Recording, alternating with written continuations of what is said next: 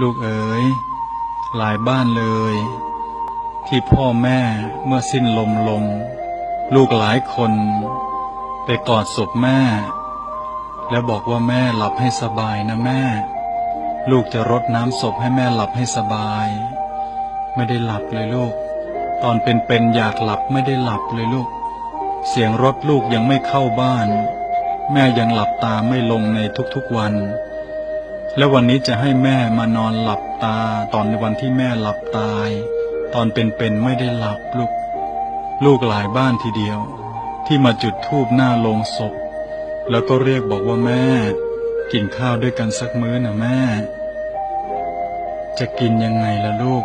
ก็ตอนเป็นแม่บอกให้ลูกกลับมากินข้าวกับแม่สักมื้อ2 มื้อมาไหมลูกหลายคนไม่ได้กลับมา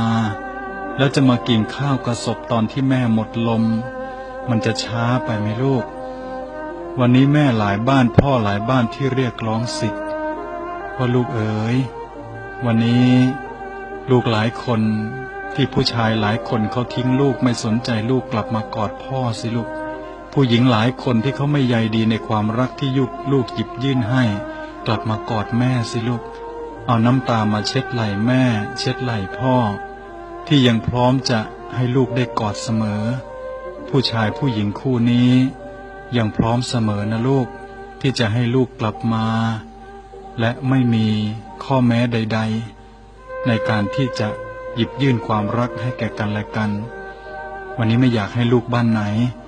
จะต้องมาจุดธูปหน้าโลงศพแล้วเรียกบอกว่าเดี๋ยวก่อนแม่อย่าเพิ่งไปลูกยังไม่ได้ทำบางอย่างที่อยากจะทำกับแม่